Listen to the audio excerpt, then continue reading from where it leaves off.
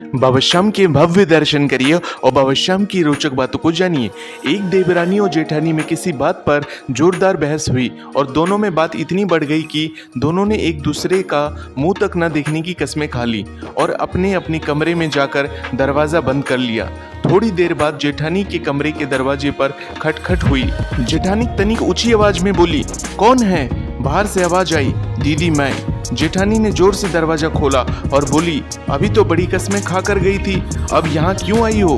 देवरानी ने कहा, दीदी सोचकर तो यही गई थी, परंतु माँ की कही एक बात याद आ गई कि जब कभी किसी से कुछ कहा सुनी हो जाए तो उसकी अच्छाइयों को याद करो, और मैंने भी वही किया और मुझे आपका दिया हुआ प्यार याद आ गया और मैं आपके लिए चाय लेकर आ गई।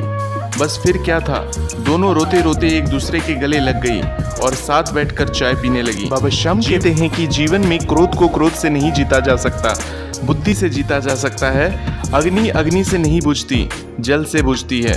समझदार व्यक्ति बड़ी से बड़ी बिगड़ती स्थितियों को दो शब्द प्रेम के बोलकर संभाल लेते हैं। हर स्थिति में संयम और बड़ा दिल रखना ही श्रेष्ठ है। बाबा श्याम कहते हैं कि क्रोध और आंधी दोनों एक समान है। शांत होने के बाद ही पता चलता है कि नुकसान कितना हुआ है। क्रोध करने का मतलब होता है दूसरों की गलतियों की सजा खुद को देना।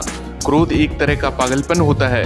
क्रोध हमें उन लोगों से भी दूर कर देता है जो लोग हमें सच में मानते हैं। क्रोध में बोला गया एक कठोर शब्द इतना जहरीला बन सकता है कि आपकी हजार प्यार भरी बातों को एक मिनट में नष्ट कर सकता है। क्रोध एक बहुत बड़ा अवगुण है जो इंसान की कामयाबी में बाधक बनता है। अत्यंत क्रोधी स्वभाव का इंसान नेत्रधारी होकर भी अंधा ही होता है। क्रोध का भाव हमेशा क्रोधी को ज्यादा नुकसान पहुंचाता है बजाय उसके जिस पर वो क्रोधित हो रहा है। क्रोध को पाले रखना गर्म कोयले को किसी और पर फेंकने की नियत से पकड़े रहने के समान है। इसमें इंसान खुद ही जलता है। क्रोध मूर्खता से शुरू होता है और पश्चाताप पर समाप्त होता है। तो बाबा श्याम के ऐसी ही रोचक बातों को सुनने के लिए इस चैनल के साथ बने रहें। बोलिए हारी के सहारे की जय। आप दर्शन कर रहे हैं आगरा से आगरा नरेश के भव्य दर्शन।